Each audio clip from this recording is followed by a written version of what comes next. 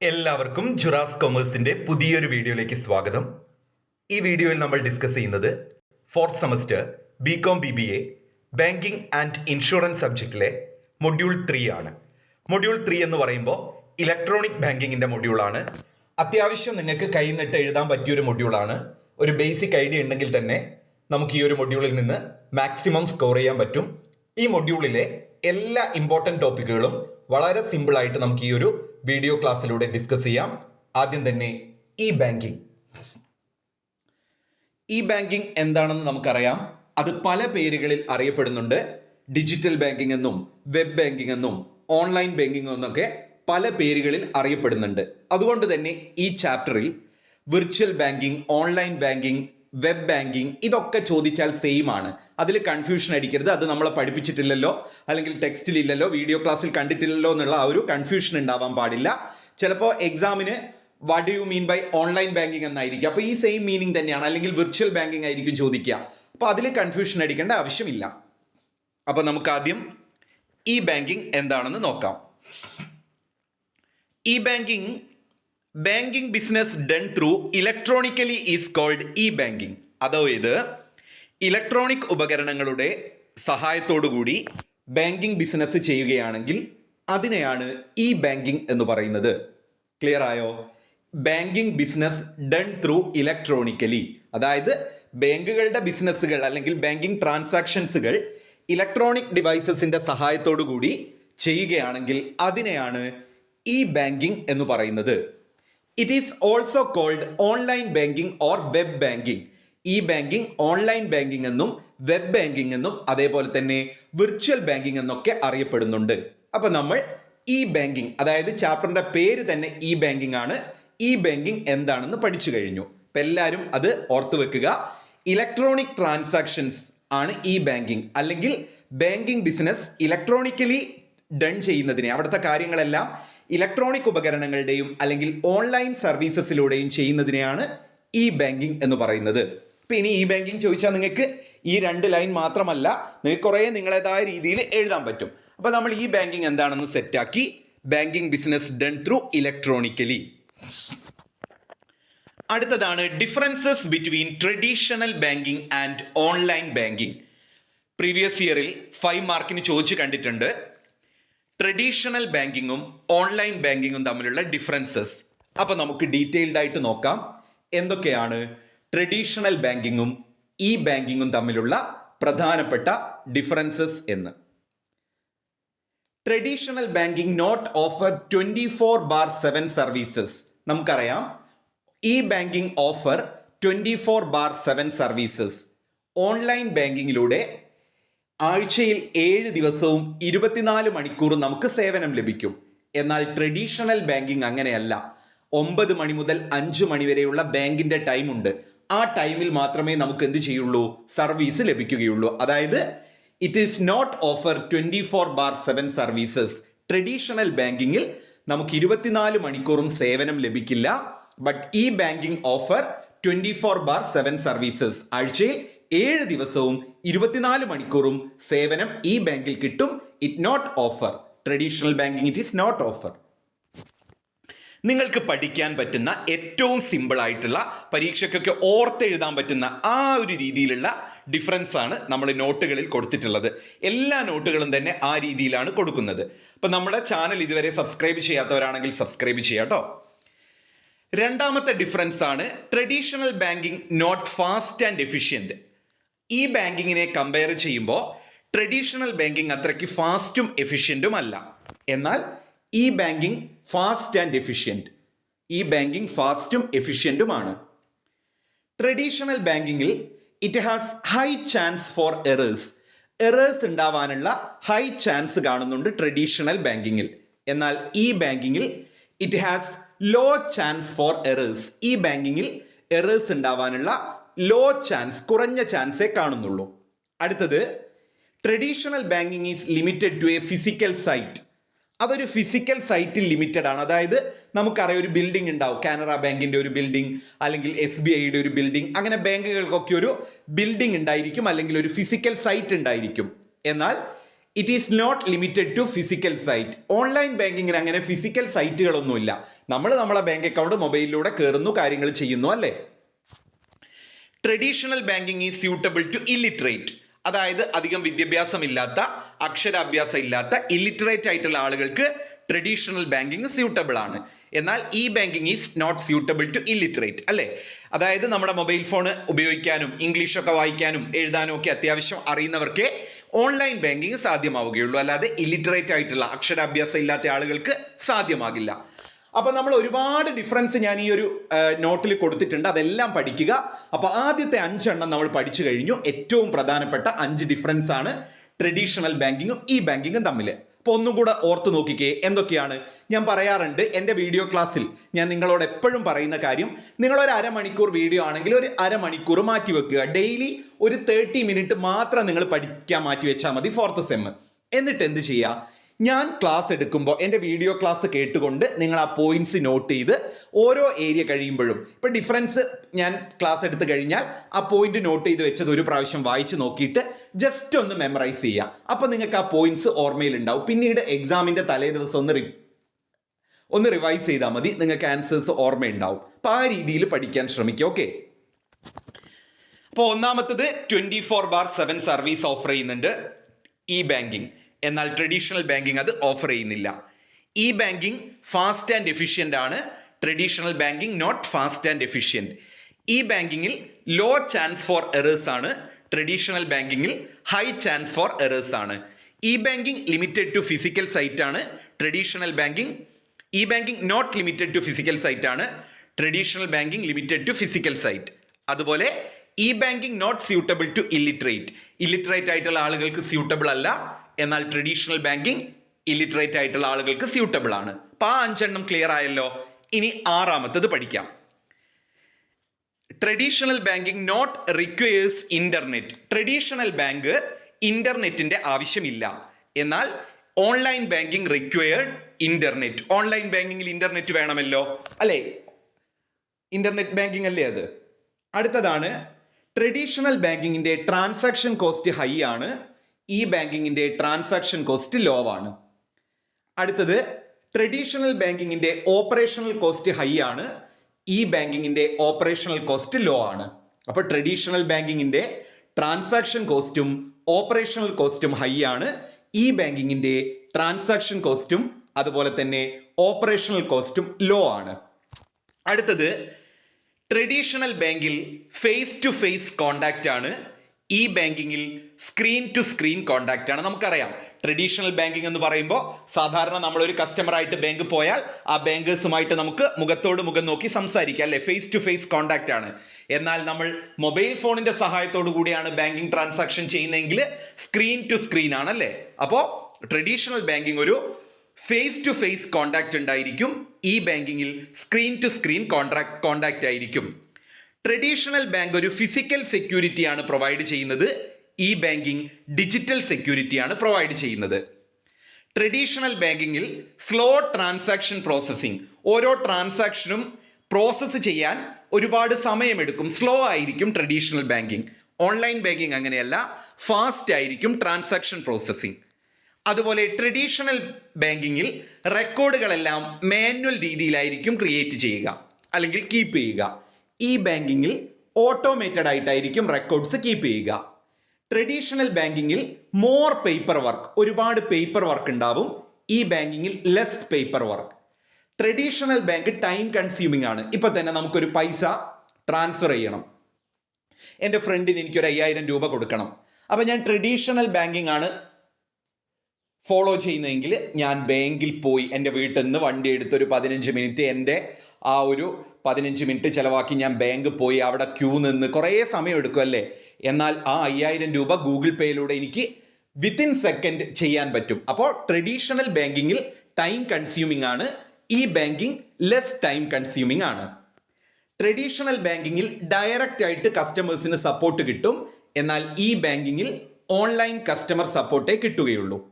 Traditional ബാങ്കിങ്ങിൽ limited technology integration ആണ്, എന്നാൽ ഓൺലൈൻ ബാങ്കിങ്ങിൽ ഹൈ ടെക്നോളജി ഇൻ്റഗ്രേഷൻ ആണ്. Traditional banking not offer mobile banking. Traditional ബാങ്കിൽ മൊബൈൽ ബാങ്കിങ് ഒന്നുമില്ല, ഓൺലൈൻ ബാങ്കിങ്ങിൽ മൊബൈൽ ബാങ്കിങ് ഉണ്ട്. Traditional bank not use digital signature. Traditional bank digital signature ഒന്നും ഉപയോഗിക്കുന്നില്ല, സാധാ നമ്മൾ പോയി സിഗ്നേച്ചർ ഇട്ട് കൊടുക്കണം. എന്നാൽ ഓൺലൈൻ ബാങ്കിങ്ങിൽ ഡിജിറ്റൽ സിഗ്നേച്ചർ യൂസ് ചെയ്യുന്നുണ്ട്. ഇതൊക്കെ തന്നെയാണ്. അതുപോലെ ട്രഡീഷണൽ ബാങ്കിങ്ങിൽ മാനുവൽ ഫണ്ട് ട്രാൻസ്ഫർ ആണ്, ഇ ബാങ്കിങ്ങിൽ ഇലക്ട്രോണിക് ഫണ്ട് ട്രാൻസ്ഫർ ആണ്. അപ്പോൾ ഒരുപാട് പോയിന്റ്സ് ഞാൻ ഉൾപ്പെടുത്തിയിട്ടുണ്ട്. നിങ്ങൾക്ക് അറിയുന്ന പഠിക്കാൻ പറ്റുന്ന 10 പോയിന്റ്സ് ഇതിൽ പഠിച്ചു വെച്ച് 5 മാർക്കിന്റെ ഡിഫറൻസ് ചോദിക്കുകയാണെങ്കിൽ ആ 10 പോയിന്റ്സ് എഴുതി 5 മാർക്കും സ്കോർ ചെയ്യുക. സെറ്റ് അല്ലേ? അപ്പോൾ ഡിഫറൻസ് നമ്മൾ രണ്ടേ ഏരിയ ആണ് പഠിച്ചത്. ആദ്യത്തെ ഏരിയ ഇ ബാങ്കിങ് എന്തായിരുന്നു എന്നാണ്.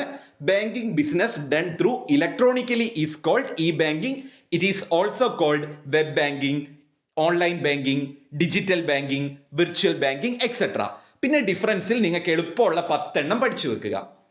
ഇനി അടുത്ത ടോപ്പിക്കാണ് അഡ്വാൻറ്റേജസ് അല്ലെങ്കിൽ benefits, importance of e banking, online banking, virtual banking, mobile banking, tele banking.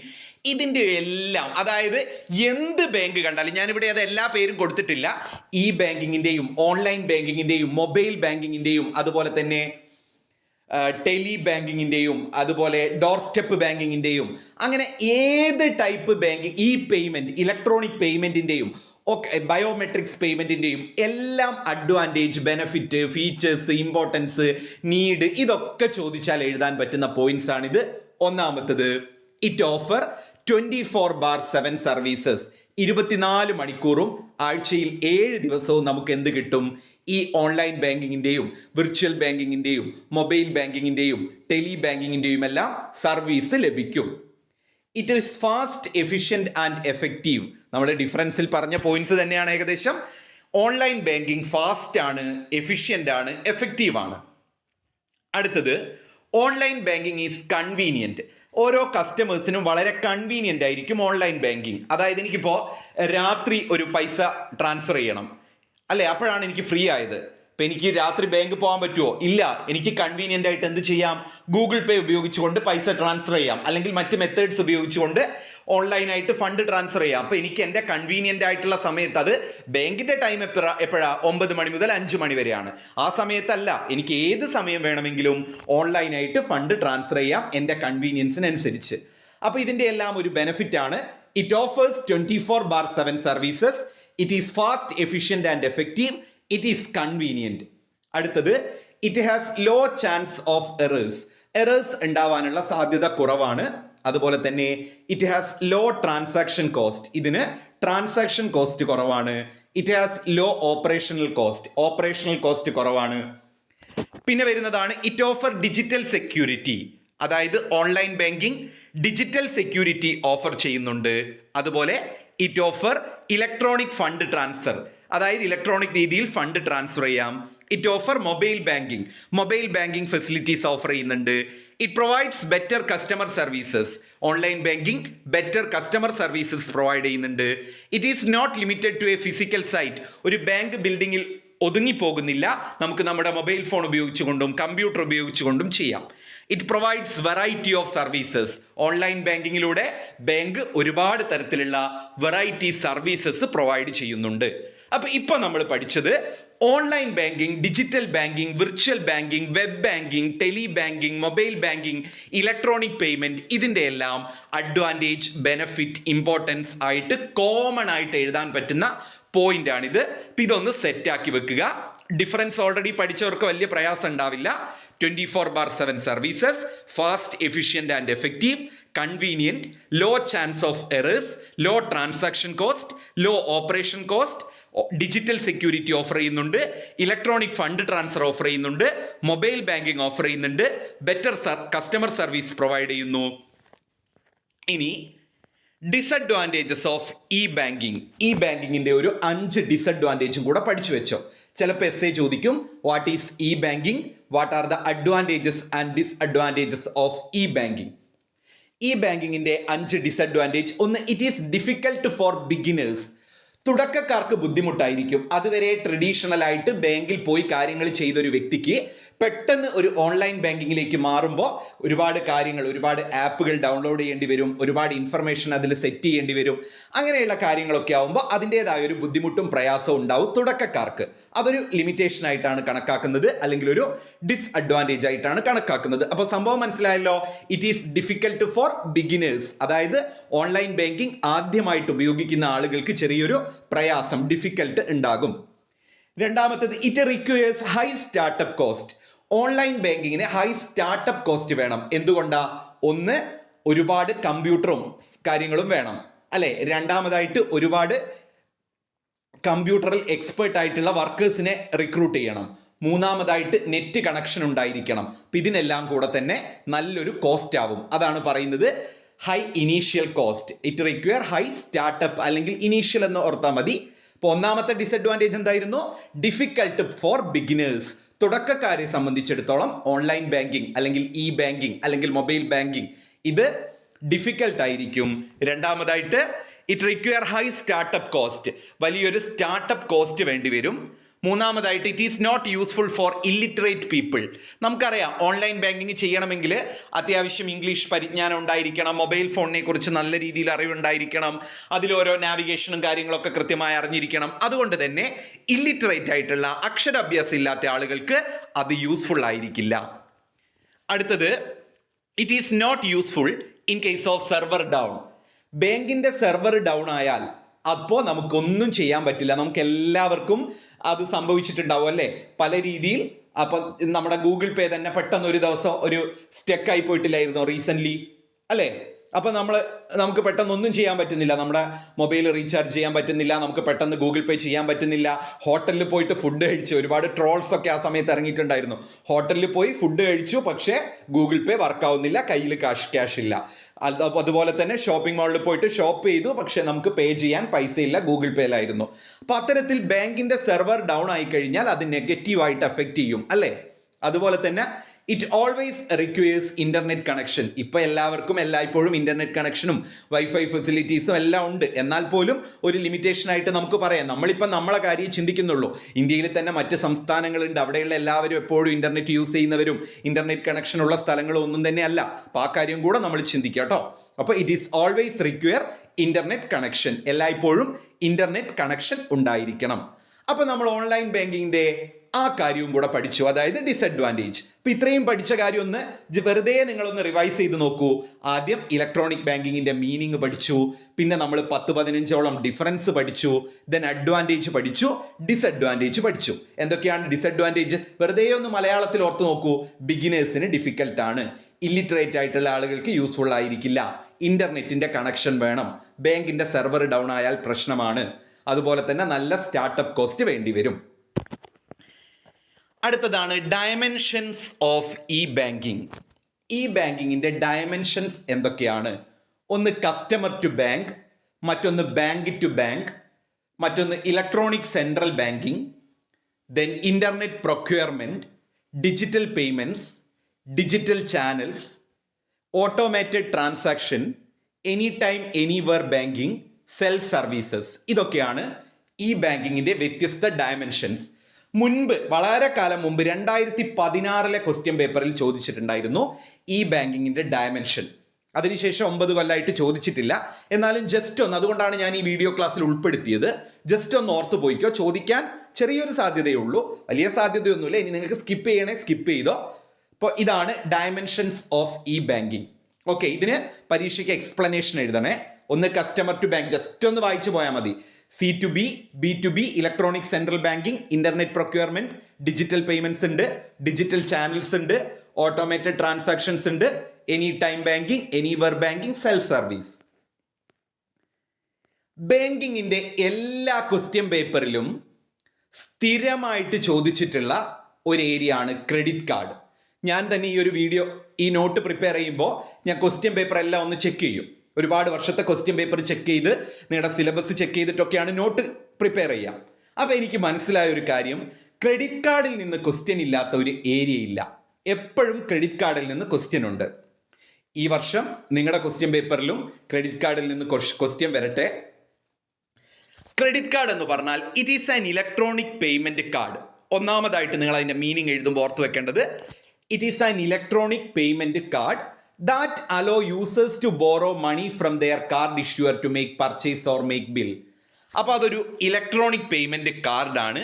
യൂസേഴ്സിന് പണം ബോറോ ചെയ്യാനും അതുപോലെ തന്നെ പർച്ചേസ് നടത്താനും എല്ലാം യൂസ് ചെയ്യുന്ന ഒരു കാർഡിനെയാണ് ക്രെഡിറ്റ് കാർഡ് എന്ന് പറയുന്നത്. ദെൻ ക്രെഡിറ്റ് കാർഡിൻ്റെ അഡ്വാൻറ്റേജസ് അല്ലെങ്കിൽ ബെനഫിറ്റ്സ്, ഇതൊക്കെ ക്വസ്റ്റ്യൻ വന്നിട്ടുണ്ട് കേട്ടോ. ഒരു വർഷം 5 മാർക്കിന് ചോദിച്ചത് what are the advantages and disadvantages of credit card ആണ്. Credit card is convenient. Credit card നമുക്ക് കൊണ്ട് നടക്കാനൊക്കെ കൺവീനിയൻ്റ് ആണ്. It builds credit score. Credit കാർഡിൽ ഒരു ക്രെഡിറ്റ് സ്കോർ ഉണ്ടായിരിക്കും. It provides emergency fund. ഇപ്പം ഞാനൊരു സ്ഥലത്ത് പോയി പർച്ചേസ് ചെയ്തു, എൻ്റെ കയ്യിൽ 5000 ഉള്ളൂ, 10000 രൂപ ആയി. അപ്പോൾ എനിക്ക് ക്രെഡിറ്റ് കാർഡ് കൊടുത്തു കഴിഞ്ഞാൽ അത് എന്താണ്, എനിക്ക് ആ ഒരു എമർജൻസി ഫണ്ട് ക്രെഡിറ്റ് കാർഡിലൂടെ കിട്ടും. It offer reward. Credit card അതിൻ്റെ യൂസേഴ്സിന് പലതരത്തിലുള്ള റിവാർഡുകൾ ഓഫർ ചെയ്യുന്നുണ്ട്. അതുപോലെ തന്നെ ഇറ്റ് ഓഫേഴ്സ് ക്യാഷ് ബാക്സ്. അത് പല രീതിയിലുള്ള ക്യാഷ് ബാക്കുകളും കൊടുക്കുന്നുണ്ട്. അപ്പോൾ ക്രെഡിറ്റ് കാർഡ് കൺവീനിയൻ്റ് ആണ്, ക്രെഡിറ്റ് സ്കോർ ബിൽഡ് ചെയ്യാൻ പറ്റും, എമർജൻസി ഫണ്ട് പ്രൊവൈഡ് ചെയ്യുന്നുണ്ട്, റിവാർഡ് ഓഫർ ചെയ്യുന്നുണ്ട്, ക്യാഷ് ബാക്ക് ഓഫേഴ്സ് ഉണ്ടായിരിക്കും. അതുപോലെ തന്നെ it offers protection against defective products. Defective ആയിട്ടുള്ള പ്രോഡക്റ്റുകൾ പർച്ചേസ് ചെയ്തിട്ടുണ്ടെങ്കിൽ അതിനെതിരെയുള്ള പ്രൊട്ടക്ഷനും കൂടെ ക്രെഡിറ്റ് കാർഡ് തരുന്നുണ്ട്. അപ്പോൾ നമ്മൾ ക്രെഡിറ്റ് കാർഡ് പഠിച്ചു. ക്രെഡിറ്റ് കാർഡ് ഒരു ഇലക്ട്രോണിക് പേയ്മെൻറ്റ് കാർഡാണ്. അതിൻ്റെ യൂസേഴ്സിന് എന്ത് കൊടുക്കുകയാണ്, മണി ബോറോ ചെയ്യാനും പർച്ചേസ് ചെയ്യാനും ബില്ല് പേ ചെയ്യാനും ഒക്കെ ഉള്ളൊരു ഓഫറാണ് കൊടുക്കുന്നത്. അതിൻ്റെ അഡ്വാൻറ്റേജ് ആയിട്ട് കൺവീനിയൻ്റ് ആണ്, ക്രെഡിറ്റ് സ്കോർ ബിൽഡ് ചെയ്യുന്നു, എമർജൻസി ഫണ്ട് പ്രൊവൈഡ് ചെയ്യുന്നുണ്ട്, റിവാർഡ്, ക്യാഷ് ബാക്ക് ഒക്കെ ഉണ്ട്. ഇനി ക്രെഡിറ്റ് കാർഡിൻ്റെ ഡിസ്അഡ്വാൻറ്റേജസ് എന്തൊക്കെയാണ്? ലിമിറ്റേഷൻസ്. റിസ്ക് ഓഫ് അക്യുമുലേറ്റിംഗ് ഡെപ്റ്റ്. നമ്മൾ ആ ക്രെഡിറ്റ് ഫെസിലിറ്റി ഉപയോഗിക്കുന്നതിനനുസരിച്ച് നമുക്ക് എന്ത് ചെയ്യും, കടം കൂടും. ഓക്കെ. അതുപോലെ തന്നെ ഇറ്റ് ചാർജസ് ഇൻട്രസ്റ്റ്. നമ്മുടെ അടുത്ത് നിന്ന് ഒരു ചെറിയ ഇൻട്രസ്റ്റ് ക്രെഡിറ്റ് കാർഡ് ചാർജ് ചെയ്യുന്നുണ്ട്. It has credit limit. നമുക്ക് തോന്നിയതുപോലെ എപ്പോഴും യൂസ് ചെയ്യാനൊന്നും പറ്റില്ല, അതിനൊരു ലിമിറ്റ് ഉണ്ട്. ആ ലിമിറ്റേ ബാങ്ക് അനുവദിക്കുള്ളൂ, അതിലപ്പുറം നമുക്ക് അനുവദിക്കില്ല. It charges additional fees. ഇത് അഡീഷണൽ ആയിട്ട് ചില ഫീസുകൾ ചാർജ് ചെയ്യുന്നുണ്ട്. It has some security risk ഉണ്ട്. അത് പിന്നെ നിങ്ങൾക്ക് എല്ലാത്തിലും എഴുതാൻ പറ്റുന്നതാണ്. ക്രെഡിറ്റ് കാർഡിൻ്റെ ഫങ്ഷൻസ് എന്തൊക്കെയാണ്? Purchase, cash advance, bill payment, online transaction, recurring payments. ഇതെല്ലാം ക്രെഡിറ്റ് കാർഡിൻ്റെ മീനിങ് മുന്നേ ചോദിച്ചിട്ടുണ്ട്, അഡ്വാൻറ്റേജ് ചോദിച്ചിട്ടുണ്ട്, ഡിസഡ്വാൻറ്റേജ് ചോദിച്ചിട്ടുണ്ട്, ഫംഗ്ഷൻ ചോദിച്ചിട്ടുണ്ട്. ഇനി ചിലപ്പോൾ write a note on credit card എന്നായിരിക്കും. അങ്ങനെയാണെങ്കിലും ഇത്രയും കാര്യങ്ങൾ എഴുതി വെക്കുക. ഇനി നിങ്ങൾ ക്രെഡിറ്റ് കാർഡ് പഠിച്ചല്ലോ, സെറ്റായല്ലോ. അടുത്തത് ഡെബിറ്റ് കാർഡ്. ഡെബിറ്റ് കാർഡ് എന്താണെന്ന് നമുക്ക് എല്ലാവർക്കും അറിയാം അല്ലേ? ഡെബിറ്റ് കാർഡിൻ്റെ മീനിങ് എന്താ? It is an electronic payment card. അതെന്തിനു വേണ്ടിയിട്ടാണ് യൂസ് ചെയ്യുന്നത്? നമ്മുടെ കയ്യിൽ പൈസ ഉണ്ടെങ്കിൽ മാത്രമേ നമുക്ക് എന്ത് ചെയ്യാൻ പറ്റുകയുള്ളൂ, പർച്ചേസിങ്ങും കാര്യങ്ങളും നടത്താൻ പറ്റുകയുള്ളൂ. ക്രെഡിറ്റ് പോലെ അല്ല. ഡെബിറ്റ് കാർഡിന്റെ അഡ്വാൻറ്റേജ് എന്തൊക്കെയാണ്? It has no ഡെപ്റ്റ് risk. ഡെപ്റ്റ് risk ഉണ്ടാവില്ല. എൻ്റെ അക്കൗണ്ടിൽ 5000 ഉണ്ടെങ്കിൽ എനിക്ക് കാർഡ് ഉപയോഗിച്ചുകൊണ്ട് പേയ്മെന്റ് നടത്താം, അല്ലാതെ ബാങ്ക് തരില്ല എക്സ്ട്രാ പൈസ. അതുകൊണ്ട് തന്നെ കടം ഉണ്ടാവില്ല. It helps in easy budgeting. എൻ്റെ കയ്യിലുള്ള പൈസ വെച്ച് നമുക്ക് എന്തൊക്കെ ഒരു ബഡ്ജറ്റിംഗ്, എന്തൊക്കെ പർച്ചേസ് ചെയ്യാമെന്നുള്ള അല്ലെങ്കിൽ എന്തിനൊക്കെ ഉപയോഗിക്കാമെന്നുള്ള ഒരു ബഡ്ജറ്റിംഗ് നടത്താൻ പറ്റും. It has no interest charge. ഇൻട്രസ്റ്റും കാര്യങ്ങളും ക്രെഡിറ്റ് കാർഡ് പോലെ ഇൻട്രസ്റ്റും ചാർജ് കാര്യങ്ങളൊന്നും ഈടാക്കുന്നില്ല. It has wide acceptance. Credit card പോലെയല്ല, ഡെബിറ്റ് കാർഡിന് വൈഡ് അക്സെപ്റ്റൻസ് ഉണ്ട്. ഒരുവിധം എല്ലാവരും ഡെബിറ്റ് കാർഡാണ് ഉപയോഗിക്കുന്നത് അല്ലേ, നമ്മുടെ ATM card. It is convenient. അത് കൺവീനിയൻറ്റുമാണ്. ലിമിറ്റേഷൻസ് എന്തൊക്കെയാണെന്ന് ചോദിച്ചാൽ it has limited fraud protection. അതിന് ഫ്രോഡ് പ്രൊട്ടക്ഷൻ ലിമിറ്റഡ് ആണ്. It charge overdraft fee charge ചെയ്യും ഓവർഡ്രാഫ്റ്റ് ചെയ്യുകയാണെങ്കിൽ. It has limited reward limited ആണ്. It depend on account balance അല്ലേ, നമ്മുടെ അക്കൗണ്ടിൽ ബാലൻസ് ഉണ്ടെങ്കിൽ മാത്രമേ നമുക്ക് ഡെബിറ്റ് കാർഡ് ഉപയോഗിക്കാൻ പറ്റുകയുള്ളൂ. It has some security risk. അതിന് കുറച്ച് സെക്യൂരിറ്റി റിസ്ക് ഉണ്ട്. ഫംഗ്ഷൻ നേരത്തെ പറഞ്ഞ പോലെ തന്നെയാണ്. പർച്ചേസ് ഉണ്ട്, cash withdrawal, bill payment, online transaction, point of sale transaction. അടുത്തതാണ് ATM കാർഡ്. ATM എന്ന് പറഞ്ഞാൽ ഓട്ടോമേറ്റഡ് ടെല്ലർ മെഷീൻ. അപ്പോൾ വാട്ട് ഈസ് ATM, ഇതും ക്വസ്റ്റ്യൻ ഉണ്ടായിട്ടുണ്ട് അല്ലേ. അപ്പോൾ വാട്ട് ഈസ് ATM അല്ലെങ്കിൽ ATM കാർഡ് എന്ന് ചോദിച്ചാൽ ATM stand for automated teller machine. Automatic അല്ല കേട്ടോ, അങ്ങനെ തെറ്റിച്ച് ഒരുപാട് പേപ്പർ കാണാറുണ്ട്. Automated teller machine. It is a plastic card. ATM എന്ന് പറയുന്നത് ഒരു പ്ലാസ്റ്റിക് കാർഡാണ്. Issued by the banks to its users. Bank അതിൻ്റെ യൂസേഴ്സിനാണ് അത് ഇഷ്യൂ ചെയ്യുന്നത്. To access their account and perform financial transaction. ഈ കാർഡ് ഉപയോഗിച്ച് നമ്മുടെ അക്കൗണ്ട് ആക്സസ് ചെയ്യാനും മറ്റ് ഫിനാൻഷ്യൽ ഇടപാടുകൾ നടത്താനും സാധിക്കും. അതിനെയാണ് ATM കാർഡ്. ATM കാർഡും ഒരുപാട് ക്വസ്റ്റ്യൻ പേപ്പറിൽ വന്നിട്ടുണ്ട്, അതുകൊണ്ട് പഠിച്ചു വെക്കുക. ATM stand for automated teller machine. ATM എന്ന് പറഞ്ഞാൽ ഓട്ടോമേറ്റഡ് ടെല്ലർ മെഷീൻ ആണ്. It is a plastic card. അതൊരു പ്ലാസ്റ്റിക് കാർഡാണ്. Issued by the bank to its customers. Bank അതിൻ്റെ യൂസേഴ്സിന് അല്ലെങ്കിൽ കസ്റ്റമേഴ്സിന് ഇഷ്യൂ ചെയ്യുന്നു. എന്തിനു വേണ്ടിയിട്ടാണ്? Access their account and perform financial transaction. ATMന്റെ ഫീച്ചേഴ്സ് അല്ലെങ്കിൽ അഡ്വാൻറ്റേജ്, ഫംഗ്ഷൻ ഒക്കെ ചോദിച്ചാൽ ഈ പോയിന്റ്സ് എഴുതി വെക്കുക. It provide secure transaction. ATMയിലൂടെ നമുക്ക് സുരക്ഷിതമായൊരു ട്രാൻസാക്ഷൻ നടത്താം.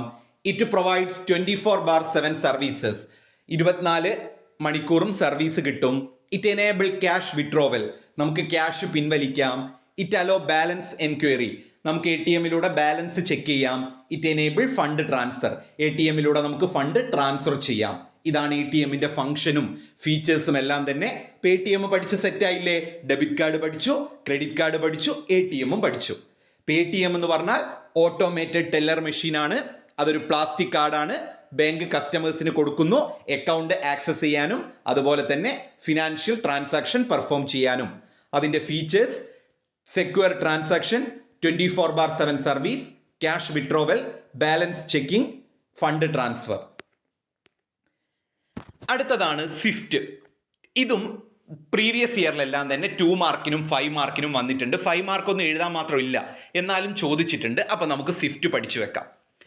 സ്വിഫ്റ്റിൻ്റെ ഫുൾ ഫോം ആദ്യം പഠിക്കുക. സ്വിഫ്റ്റ് എന്ന് പറഞ്ഞാൽ society for world wide inter bank finance. ഇത് പറഞ്ഞപ്പോഴാണ് ഒരിക്കൽ മുന്നേ ഞാൻ ബാങ്കിങ്ങിൻ്റെ പേപ്പർ വാല്യൂ ചെയ്തിട്ടുണ്ടായിരുന്നു. അപ്പോൾ സ്വിഫ്റ്റ് എന്ന് ചോദിച്ചിട്ട് ഒരു കുട്ടി എഴുതി വെച്ചാണ് പേപ്പറിൽ കാറിനെ കുറിച്ച്. അപ്പോൾ ഞാനത് ഇപ്പോൾ ഓർത്തപ്പോൾ ഒന്ന് പറഞ്ഞതാണ് നിങ്ങളെടുത്ത്. അത്തരം മണ്ടത്തരങ്ങളൊന്നും നിങ്ങൾ കാണിക്കരുത്. അപ്പോൾ സ്വിഫ്റ്റ് എന്ന് പറഞ്ഞു കഴിഞ്ഞാൽ society for world wide inter bank financial telecommunication. Society for world wide interbank financial telecommunication. It enable cross border transaction and standardised messaging format. അപ്പോൾ സ്വിഫ്റ്റിലൂടെ ക്രോസ് ബോർഡർ ട്രാൻസാക്ഷനും സ്റ്റാൻഡർഡൈസ്ഡ് മെസ്സേജിംഗ് ഫോർമാറ്റുമാണ്. എന്തിനു വേണ്ടിയിട്ട്? It facilitate global trade and commerce.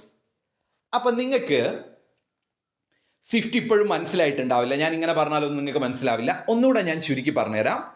സ്വിഫ്റ്റിൻ്റെ full form ആദ്യം എഴുതുക.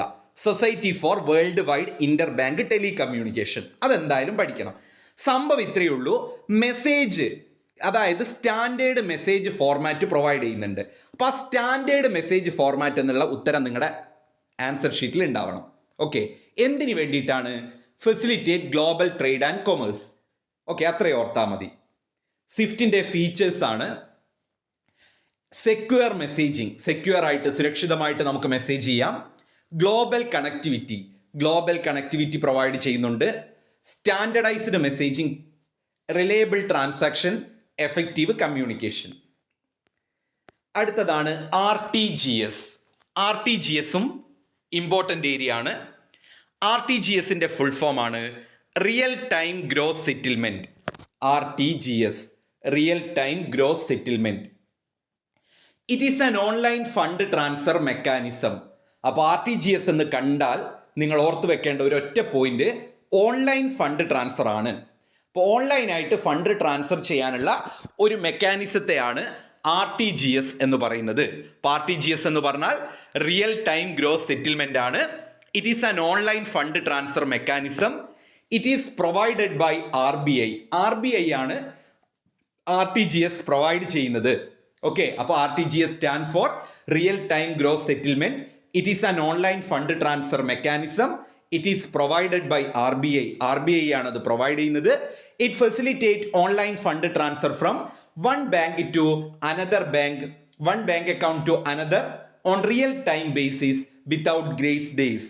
അതായത് grace days ഒന്നും എടുക്കാതെ അത് നിങ്ങൾ ഓർക്കണമെന്നില്ല, ഇതുണ്ടായിരിക്കണം ആൻസറിൽ. റിയൽ ടൈം ബേസിസിൽ ഒരു അക്കൗണ്ടിൽ നിന്ന് മറ്റൊരു അക്കൗണ്ടിലേക്ക് ഓൺലൈനായിട്ട് ഫണ്ട് ട്രാൻസ്ഫർ ചെയ്യുന്നതിനെയാണ് RTGS എന്ന് പറയുന്നത്.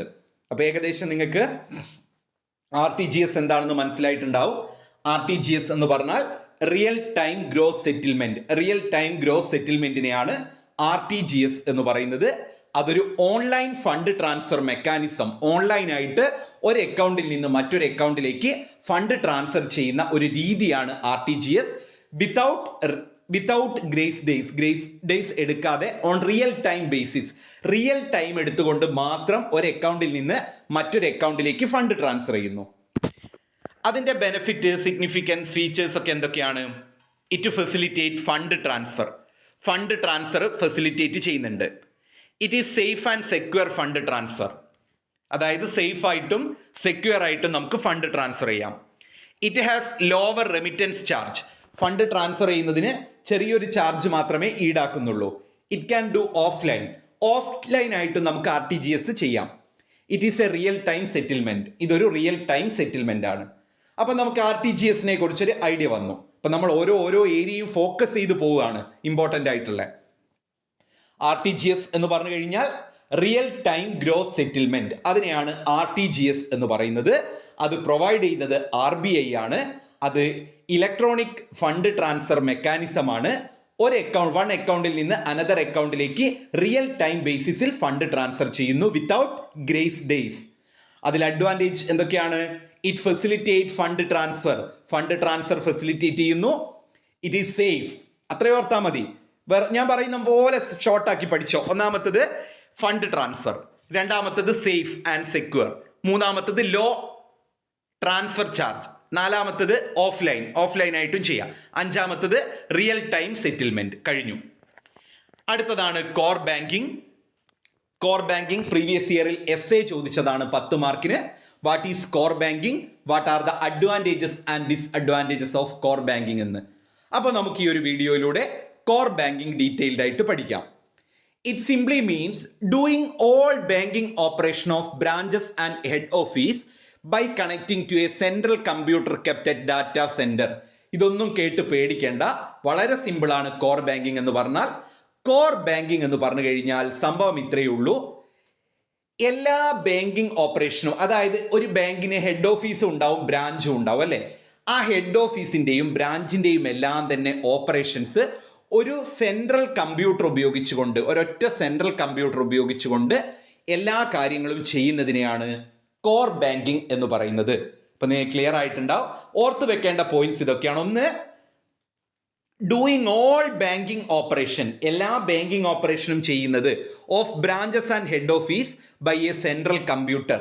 അത്രയും മതി, അത്രയും ഓർത്താൽ മതി. ഞാൻ ഈ തന്ന പോലെ ഒന്നും ചിലപ്പോൾ നിങ്ങൾക്ക് പഠിക്കാൻ പറ്റിയെന്ന് വരില്ല അല്ലേ. ആ ലാസ്റ്റ് ടൈം പഠിക്കുന്ന ആവറേജ്, ബിലോ ആവറേജ് സ്റ്റുഡൻസിനെ ഫോക്കസ് ചെയ്താണ് ഞാൻ പലപ്പോഴും വീഡിയോ ക്ലാസ് പ്രൊവൈഡ് ചെയ്യുന്നത്. പത്തരമുള്ളവർക്ക് ചിലപ്പോൾ ടൈം ഉണ്ടാവില്ല പഠിക്കാൻ. അപ്പോൾ അവർ സിമ്പിളായിട്ട് ഓർത്ത് വെച്ച് പോകുന്നവരായിരിക്കും. അപ്പം നിങ്ങൾക്ക് വേണ്ടിയിട്ട് പറയാണ്, കോർ ബാങ്കിങ് എന്ന് പറഞ്ഞു കഴിഞ്ഞാൽ doing all banking business of head office and branches by a central computer network. ഒരു സെൻട്രൽ കമ്പ്യൂട്ടർ നെറ്റ്വർക്കിന്റെ അല്ലെങ്കിൽ കണക്ഷന്റെ സഹായത്തോടു കൂടി ബ്രാഞ്ചിന്റെയും ഹെഡ് ഓഫീസിന്റെയും ബാങ്കിങ് ഓപ്പറേഷൻ ചെയ്യുന്നതിനെയാണ് കോർ ബാങ്കിങ് എന്ന് പറയുന്നത്.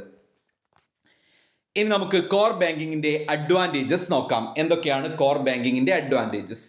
ഒന്ന്, total cost can be reduced. Total cost reduce ചെയ്യും. Multiple data entry reduced. അതായത് ബ്രാഞ്ച് വേറെ ഡാറ്റ എൻട്രി ചെയ്യുന്നു, ഹെഡ് ഓഫീസ് വേറെ ഡാറ്റ എൻട്രി ചെയ്യുന്നു, അതിൻ്റെ ഒന്നും ആവശ്യമില്ല. മൾട്ടിപ്പിൾ ഡാറ്റ എൻട്രി ഒന്നും വേണ്ട. ഇൻക്രീസ്ഡ് എഫിഷ്യൻസി ഇൻക്രീസ് ചെയ്യും. ഇംപ്രൂവ്ഡ് കസ്റ്റമർ സർവീസസ്, കസ്റ്റമേഴ്സിന് ഇംപ്രൂവ്ഡ് സർവീസ് കൊടുക്കാം. Better risk management, enhanced data analytics, പിന്നെ ഫ്ലെക്സിബിലിറ്റി, സ്കാലബിലിറ്റി, സെക്യൂരിറ്റി, പ്രൊഡക്ടിവിറ്റി, അതൊക്കെ നിങ്ങളൊന്ന് പഠിച്ചു വെക്കുക. എന്തൊക്കെയാണ് കോർ ബാങ്കിങ്ങിന്റെ ഡിസ്അഡ്വാൻറ്റേജസ്? കോർ ബാങ്കിങ്ങിന്റെ ഡിസ്അഡ്വാൻറ്റേജസ് ആണ് ഡിപ്പെൻഡൻസ് ഓൺ ടെക്നോളജി. ടെക്നോളജിയെ മാത്രം ഡിപ്പെൻഡ് ചെയ്തിട്ടുള്ള ഒരു കോൺസെപ്റ്റ് ആണ്. Recurring cost are heavy. Recurring cost കൂടുതലാണ്. ഹൈ ഇനീഷ്യൽ ഇൻവെസ്റ്റ്മെന്റ്, നമുക്കറിയാം ഇനീഷ്യൽ ഇൻവെസ്റ്റ്മെന്റ് കൂടുതലായിരിക്കും. ഡാറ്റ സെക്യൂരിറ്റി ഇഷ്യൂസ് ഉണ്ട്, ഡാറ്റ പ്രൈവസി ഇഷ്യൂ ഉണ്ട്. അതുപോലെ തന്നെ നീഡ് ഫോർ ടെക്നിക്കൽ എക്സ്പേർട്ടിന്റെ ആവശ്യമുണ്ട്. ലിമിറ്റഡ് കസ്റ്റമൈസേഷൻ കുറവായിരിക്കും. ഇനി അടുത്ത ഒരു essay ടോപ്പിക്കാണ് what are the based products or services. അതായത് ബാങ്ക് പ്രൊവൈഡ് ചെയ്യുന്ന ഓൺലൈൻ പ്രോഡക്റ്റുകളും സർവീസസും ഏതൊക്കെയാണ്. ഇതിൽ ചിലത് നമ്മൾ ഓൾറെഡി ഡിസ്കസ് ചെയ്തു. ബാക്കിയുള്ളതിന് ഞാൻ ഇവിടെ എക്സ്പ്ലനേഷൻ കൊടുത്തിട്ടില്ല, പക്ഷേ പരീക്ഷയ്ക്ക് ചോദിക്കും. അത് ഞാൻ 2 മാർക്ക് ബാങ്കിങ്ങിൻ്റെ 2 മാർക്കിൻ്റെ വീഡിയോ ചെയ്യും, അതിലുണ്ടായിരിക്കും കേട്ടോ. ഏതൊക്കെയാണ്? ATM, credit card, debit card, smart card, MCHQ product. അപ്പോൾ എക്സാമിന് 10 മാർക്കിൻ്റെ എസ്സേ ആണെങ്കിൽ what are the e based അല്ലെങ്കിൽ online banking products or service ചോദിച്ച് ഇതൊക്കെ എഴുതണം. എഴുതിയിട്ട് ഓരോന്നിനും എക്സ്പ്ലനേഷൻ കൊടുക്കണം. Telephone banking, virtual banking, core banking, SWIFT, SPNS, EDI, INFINET, CFMS, RTGS, EFT, e purse, door step banking, mobile banking, home banking, electronic clearing services ECS. അപ്പോൾ ഇതിൻ്റെ explanation ഞാൻ 2 മാർക്കിൽ ഉൾപ്പെടുത്തിയിട്ടുണ്ട്. അടുത്തതാണ് പേയ്മെൻറ്റ്സ്. പേയ്മെൻറ്റ്സ് ആക്ച്വലി സെക്കൻഡ് മൊഡ്യൂളിലുള്ളതാണ്, ചെക്കിൻ്റെ ഒക്കെ മൊഡ്യൂളിൽ. പക്ഷെ ഞാൻ ഇതിലാണ് ഉൾപ്പെടുത്തിയത്, കാരണം ഇതിലാണല്ലോ നമ്മൾ ഇലക്ട്രോണിക്കുമായിട്ട് ബന്ധപ്പെട്ട കാര്യങ്ങൾ പഠിക്കുന്നത്. അപ്പോൾ ഇവിടെ ഞാൻ ഉൾപ്പെടുത്തി. Payment made with the help of electronic devices or internet is called payment. ഇന്റർനെറ്റിൻ്റെയോ അല്ലെങ്കിൽ ഇലക്ട്രോണിക് ഡിവൈസസിൻ്റെയോ സഹായത്തോടു കൂടി പേയ്മെന്റ് നടത്തുകയാണെങ്കിൽ അതിനെയാണ് പേയ്മെന്റ്സ് എന്ന് പറയുന്നത്. റൈറ്റ്. അപ്പോൾ പേയ്മെന്റ് എന്താണെന്ന് ചോദിച്ചാൽ, payment made with the help of electronic devices or ഇന്റർനെറ്റിൻ്റെയോ അല്ലെങ്കിൽ ഇലക്ട്രോണിക് ഡിവൈസസിൻ്റെയോ ഹെൽപ്പോടു കൂടി പേയ്മെന്റ്സ് നടത്തുകയാണെങ്കിൽ അതിനെയാണ് പേയ്മെന്റ്സ് എന്ന് പറയുന്നത്. It is also called online or digital payment. ഇതിനെ ഓൺലൈൻ പേയ്മെന്റ് എന്നും ഡിജിറ്റൽ പേയ്മെന്റ് എന്നും പറയുന്നുണ്ട്. ഇനി നമുക്ക് പേയ്മെന്റിന്റെ ഫീച്ചേഴ്സ് അല്ലെങ്കിൽ അഡ്വാൻറ്റേജസ് നോക്കാം. ഒന്ന്, ഇറ്റ് ഈസ് കൺവീനിയന്റ്. ഇത് നോക്കണ്ട, കാരണം ഓൺലൈൻ ബാങ്കിങ്ങിൻ്റെ പഠിച്ചിട്ടില്ലേ, അത് തന്നെയാണിത്, വേറെ ഒന്നും മാറ്റണ്ട. അപ്പോൾ അത് ഞാൻ പ്രത്യേകം പറയുന്നില്ല. ഓൺലൈൻ ബാങ്കിങ്ങിൻ്റെ ആ ഒരു 10-15 പോയിന്റ് ഉണ്ടല്ലോ, അത് തന്നെ നിങ്ങൾക്ക് പേയ്മെന്റ് എഴുതാം. അടുത്തതാണ് റിക്വയർമെന്റ്സ് ഫോർ പേയ്മെന്റ്. ഇതും പ്രീവിയസ് ഇയറിൽ 5 മാർക്കിന് ചോദിച്ചിട്ടുണ്ട്. ഓൺലൈൻ പേയ്മെന്റിന്റെ റിക്വയർമെന്റ്സ് എന്തൊക്കെയാണ്? ഓൺലൈൻ പേയ്മെന്റിന്റെ requirements: security, privacy, integrity, authentication അല്ലെങ്കിൽ ഓതൻറ്റിസിറ്റി. ഇപ്പോൾ security, privacy, integrity, authenticity, reversible, standardised, economical, scalable, ഇതൊക്കെയാണ് പേയ്മെന്റ്സിൻ്റെ റിക്വയർമെന്റ്സ് എന്ന് പറയുന്നത്. പേയ്മെന്റ് എന്താണെന്ന് പഠിച്ചു. പിന്നെ അതിൽ പഠിക്കാനുള്ളത് പേയ്മെന്റിന്റെ ഫീച്ചേഴ്സ്, അഡ്വാൻറ്റേജ്, ഫംഗ്ഷൻ, ഒബ്ജക്റ്റീവ് ആണ്. അത് നമ്മൾ ഓൺലൈൻ ബാങ്കിങ്ങിൻ്റെ തന്നെ എഴുതും. അത് തന്നെയാണ് കറക്റ്റ് ആൻസർ. പ്രത്യേകം പഠിക്കേണ്ട. നിങ്ങളുടെ സ്റ്റഡി ബേർഡൻ കുറയ്ക്കുകയാണ് നമ്മുടെ വീഡിയോസിലൂടെ ചെയ്യുന്നത്. മാർക്ക് കുറയാത്ത രീതിയിൽ നല്ല മാർക്കും നേടണം, പക്ഷേ കൂടുതൽ പഠിക്കുകയും വേണ്ട. ആ രീതിയിലാണ് ജുറാസ് കൊമേഴ്സ് നിങ്ങൾക്ക് ക്ലാസ് പ്രൊവൈഡ് ചെയ്യുന്നത്. അടുത്തതാണ് ബയോമെട്രിക് പേയ്മെന്റ്. എന്താണ് biometric payment? It is a type of payment by using unique physical characteristics. ഒരു വ്യക്തിയുടെ യുണീക്ക് ആയിട്ടുള്ള ഫിസിക്കൽ ക്യാരക്ടറിസ്റ്റിക്സ് ഉപയോഗിച്ചുകൊണ്ട് പേയ്മെന്റ് നടത്തുന്നതിനെയാണ് ബയോമെട്രിക് പേയ്മെന്റ് എന്ന് പറയുന്നത്. അതായത് ഇറ്റ് യൂസസ് നമ്മുടെ ഫിംഗർ പ്രിന്റോ അല്ലെങ്കിൽ ഫേഷ്യൽ ഫീച്ചേഴ്സ്, മുഖത്തിന്റെ ഫീച്ചേഴ്സോ. ഇപ്പം നമ്മളിപ്പോൾ ഫോണിനൊക്കെ ഫേസ് ലോക്ക് ഇടുന്നില്ലേ, അതേപോലെ തന്നെ നമ്മൾ ഫിംഗർ ലോക്ക് കൊടുക്കുന്നില്ലേ, അതുപോലെ വോയിസ് റെക്കഗ്നിഷൻ കൊടുക്കുന്നില്ലേ, ആ രീതിയിൽ പേയ്മെന്റിന് നമ്മൾ അങ്ങനെ ചെയ്യുന്നതിനെയാണ് ബയോമെട്രിക് പേയ്മെന്റ്. ഇതിനു മുന്നേ ചോദിച്ചിട്ടുണ്ട് 2 മാർക്കിന്, വാട്ട് ഈസ് ബയോമെട്രിക് പേയ്മെന്റ് എന്ന്. ബയോമെട്രിക് പേയ്മെന്റ് എന്ന് പറഞ്ഞാൽ it is a type of payment by using unique physical characteristics. ഒരു വ്യക്തിയുടെ യുണീക്ക് ആയിട്ടുള്ള ഫിസിക്കൽ ക്യാരക്ടറിസ്റ്റിക്സ് ഉപയോഗിച്ചുകൊണ്ട് പേയ്മെന്റ് നടത്തുന്നതിനെയാണ് ബയോമെട്രിക് പേയ്മെന്റ് എന്ന് പറയുന്നത്. It uses finger print, facial features, voice etcetera for payment. അപ്പം അതിനെയാണ് ബയോമെട്രിക് പേയ്മെന്റ് എന്ന് പറയുന്നത്. ഈ ഒരു വീഡിയോയിലൂടെ 3ാമത്തെ മൊഡ്യൂളായ ഓൺലൈൻ ബാങ്കിങ് അല്ലെങ്കിൽ ബാങ്കിങ്ങിലെ മുഴുവൻ കാര്യങ്ങളും നമ്മൾ പഠിച്ചെടുത്തിട്ടുണ്ട്. എനിക്ക് തോന്നുന്നു ഈ ഒരു മൊഡ്യൂളിൽ നിന്ന് ഒരുപാട് ക്വസ്റ്റ്യൻസ് ചോദിക്കാറുണ്ട്. നിങ്ങൾ പരീക്ഷ എഴുതാൻ പോകുമ്പോഴും ഒരുപാട് ക്വസ്റ്റ്യൻ ചോദിക്കട്ടെ, കാരണം നിങ്ങൾക്ക് കയ്യിൽ നിന്ന് എഴുതാൻ പറ്റുന്ന ഒരു മൊഡ്യൂളാണ്. കാരണം ഒന്നുമല്ല, നിങ്ങളെല്ലാവരും ഇന്റർനെറ്റും ഓൺലൈൻ ബാങ്കിങ്ങും ഗൂഗിൾ പേയും എല്ലാം യൂസ് ചെയ്യുന്ന ആളുകളാണ്. അപ്പോൾ നിങ്ങൾക്ക് ഇതിനെക്കുറിച്ച് ചെറിയൊരു ഐഡിയ ഒക്കെ ഉണ്ടായിരിക്കും. അതുകൊണ്ട് ഈ മൊഡ്യൂളിൽ നിന്ന് കൂടുതൽ ചോദ്യം ചോദിക്കട്ടെ. നമ്മൾ ഈ മൊഡ്യൂളിൽ ഫോക്കസ് ചെയ്ത് പഠിച്ച കാര്യങ്ങൾ ഇത്രയുമാണ്. ഓൺലൈൻ ബാങ്കിങ് എന്താണ്, അതിൻ്റെ ഡിഫറൻസ്, ട്രഡീഷണൽ ബാങ്കിങ്ങും ഓൺലൈൻ ബാങ്കിങ്ങും തമ്മിലുള്ള ഡിഫറൻസസും, അതുപോലെ advantages and disadvantages of online banking. അതിനുശേഷം നമ്മൾ ഡീറ്റെയിൽഡ് ആയിട്ട് നോക്കിയത് credit card, debit card, ATM card. പിന്നെ RTGS-ഉം കോർ ബാങ്കിങ്ങും നമ്മൾ ഡീറ്റെയിൽഡ് ആയിട്ട് പഠിച്ചിട്ടുണ്ട്. അതിനുശേഷം നമ്മൾ നോക്കിയ point e based product or services ആണ്. അതിൻ്റെ എക്സ്പ്ലനേഷൻ ഞാൻ പറഞ്ഞിട്ടില്ല, ബിക്കോസ് അതിലെ ഓരോ പോയിന്റ്സ് ഞാൻ 2 മാർക്കിൽ ഉൾപ്പെടുത്തിയിട്ടുണ്ട്. അതിലും ചോദിക്കുമല്ലോ. പിന്നീട് നമ്മൾ ഇലക്ട്രോണിക് പേയ്മെന്റ് കൂടെ പഠിച്ചു. അതിൽ മെയിൻ ആയിട്ട് ഇലക്ട്രോണിക് പേയ്മെന്റിന്റെ റിക്വയർമെന്റ്സും ബയോമെട്രിക് പേയ്മെന്റ്സുമാണ് പ്രീവിയസ് ഇയറിൽ ചോദിച്ചത്. ആ കാര്യം കൂടി ഒന്ന് ചെക്ക് ചെയ്ത് നന്നായിട്ട് പഠിക്കുക. Okay, all the best. Thank you.